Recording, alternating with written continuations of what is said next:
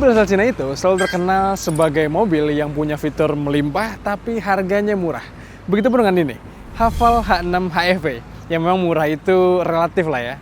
Tapi mobil ini menarik nih teman-teman, karena hadir dengan rasa berkendara yang impresif dengan mesin yang halus sekali, irit, tapi juga bisa buas. Menarik kan?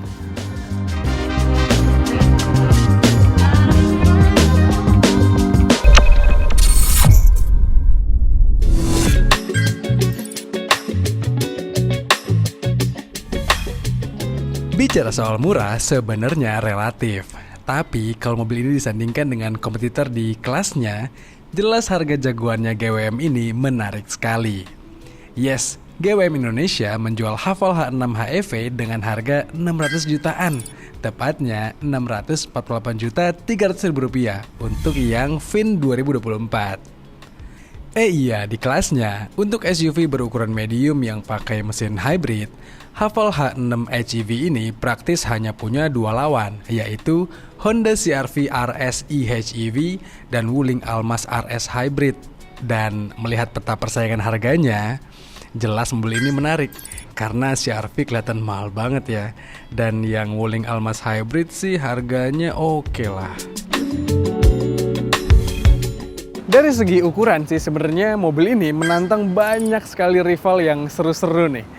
Dari mulai Honda CR-V, Wuling, Almas, Hyundai Santa Fe, apalagi coba Mazda CX-5, banyak banget. Tapi secara spesifik karena ini adalah sebuah mobil yang hybrid atau HEV, mobil ini bertarung melawan Honda CR-V eHEV dan juga Wuling Almas Hybrid. Iya, sebenarnya secara desain Haval H6 HEV ini gak buruk teman-teman.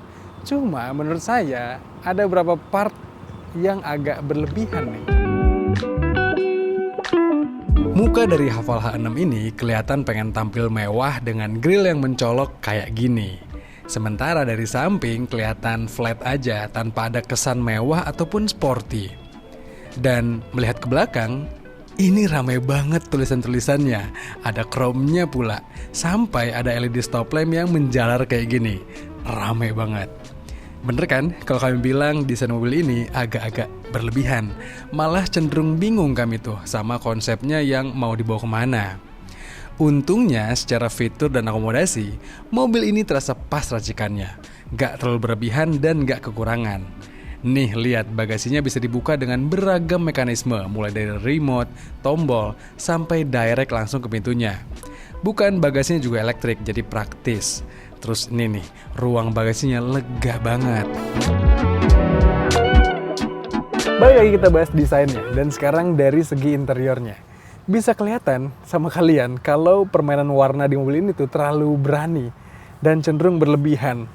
Haval dengan beraninya mencampurkan warna hitam, putih, ada juga rose gold, ada aluminium brush, ada panel piano black. Wow, bagi saya sih kalau rose goldnya ini bisa diganti dengan aluminium brush mungkin lebih aman dan lebih enak sih dipandang sama mobil yang konsepnya agak mewah gini. Tapi ya lagi-lagi masalah desain itu adalah masalah subjektivitas, jadi mungkin kalian bisa suka banget atau kalian gak suka banget atau kalian menurut kalian gimana nih soal mobil ini. Anyway, duduk di interior dari Haval H6 HEV ini memang lega banget nih. Untuk saya yang punya tinggi 170 cm, ini tuh posisi duduknya nyaman banget. Legroom tersisa lega, headroom pun lega, bahkan lantainya rata teman-teman tanpa tunnel di sini. Dan fasilitasnya pun di sini lengkap. Ada AC, ada USB port. Cuma sayang ini kantung di pintunya nggak bisa naruh botol nih, sehingga nggak ada ruang untuk kita naruh cup holder kecuali di armrestnya. Ngintip ke kokpitnya, ya kan, rame banget desainnya. Ada rose gold, ada aksen kulit warna coklat, ada piano black, sampai ada ini nih, aluminium brush yang entah kenapa meramaikan juga. Tapi ini tampilan kokpitnya atraktif sih, dengan head unit besar dan panel cluster yang digital. Belum lagi untuk fitur hiburan dan kenyamanannya, ini terhitung lengkap dan jempolan. Ada Apple CarPlay dan Android Auto yang wireless, terus ada juga wireless charging sampai head-up display-nya. Belum lagi untuk mendukung pengendalian, mobil ini bisa diatur posisi setirnya, naik turun, maju mundur, dan posisi joknya juga bisa disesuaikan dengan sistem yang elektrik. Lalu bagaimana dengan rasa berkendara dari mobil ini? Pertama kali saya menyetir Haval H6 ini, saya sebenarnya posisi ideal menyetirnya kayak gini teman-teman. Rendah, lebih ergonomis gitu rasanya. Tapi karena ini kokpitnya terasa tinggi, terus juga pilar A-nya besar, dan bonetnya terasa besar di depannya, jadi terasanya agak terintimidasi nih menyetir mobil ini. Jadi yang saya lakukan adalah saya meninggikan joknya, oke, biar commanding gitu, dan setirnya pun harus saya naikkan. Ini baru terasa lebih luas lah menyetir mobil ini, lebih nyaman. Tapi ya nggak ideal, karena dashboardnya tinggi teman-teman. Dan visibilitasnya juga ke belakang agak-agak sempit, karena kacanya melengkung gitu, dan kebayang kalau bawa 3 orang penumpang di belakang sini, pasti akan lebih menyulitkan lagi melihat ke belakang.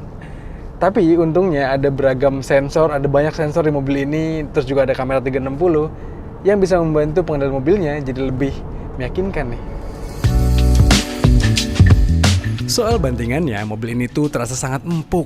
Sebenarnya bagus sih untuk mobil keluarga, karena kabin jadi terasa nyaman meski lewat jalan berlubang. Tapi untuk mobil yang performanya buas kayak Haval H6 ini, karakter shocknya terasa kurang matching. Apalagi karena handlingnya yang terasa kurang presisi. Setirnya jadi terasa kurang direct meski bisa diatur tingkat kerasnya.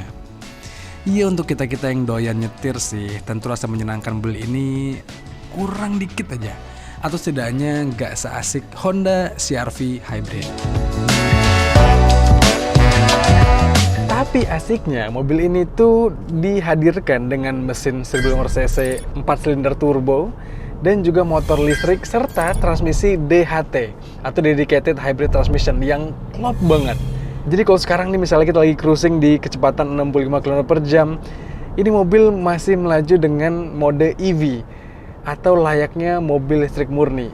Hening banget, dan kalau kita bejak juga tuh torsinya langsung bisa keluar.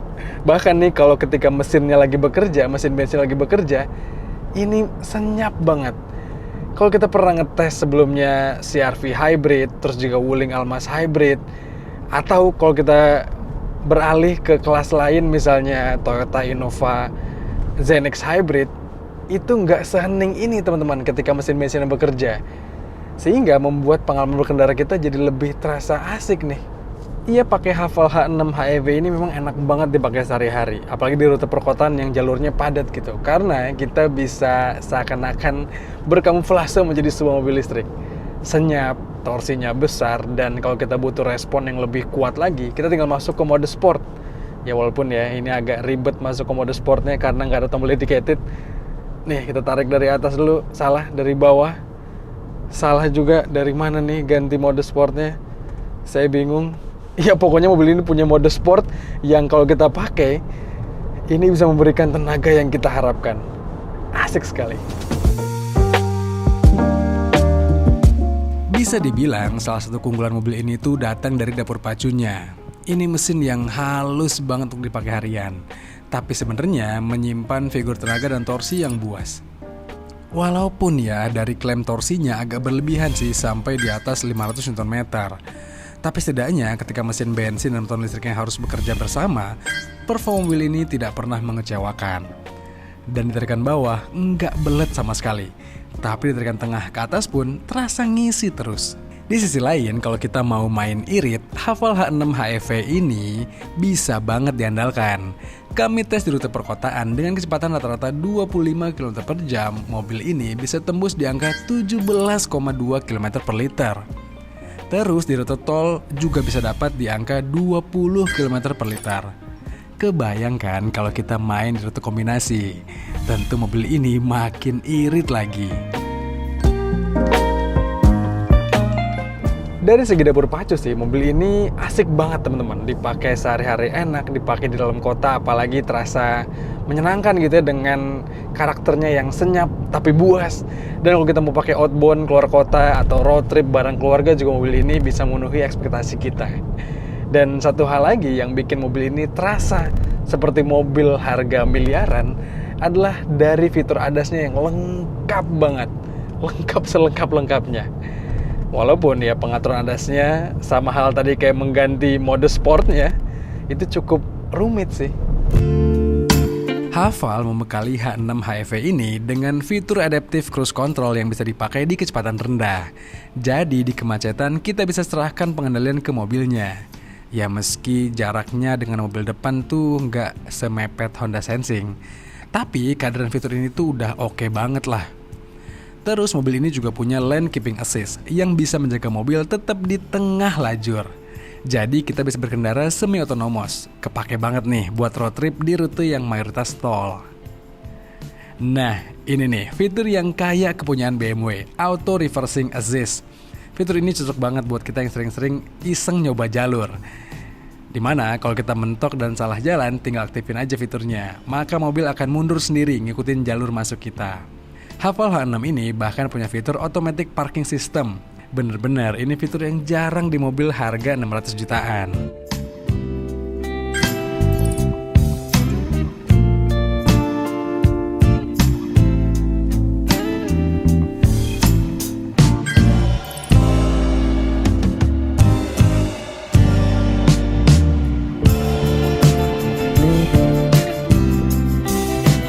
Dengan segala kelebihan dan kekurangannya, jelas Haval H6 HEV ini menarik sekali teman-teman. Mobil ini hadir dengan fitur yang melimpah, rasa berkendara impresif, mesinnya irit tapi juga bisa buas, dan harganya terjangkau. Cuma sayang, salah satu kelemahan dari Haval dan GWM atau Great Wall Motors ini saat ini, jaringan penjualan dan purna jualnya masih belum selengkap atau semasif Honda dan Wuling setidaknya teman-teman. Jadi itu mungkin jadi kendala. Tapi kalau kalian berada di kota-kota besar, di Jakarta khususnya, dan berminat untuk beli mobil ini mobil yang patut dipertimbangkan. Menurut kami demikian teman-teman. Menurut kalian gimana? Kira-kira pendapat kalian apa soal mobil ini? Coba kalian sampaikan di kolom komentar video kali ini. Dan seperti biasa, jangan lupa untuk baca ulasan lebih lengkapnya di kanal Detik Auto. Dan juga tonton video dari kami di kanal 20 Detik dan juga kanal Detik Auto. Jangan lupa untuk kalian subscribe juga. Kalau gitu teman-teman, sekian aja. Saya pamit. Stay safe dan bye-bye.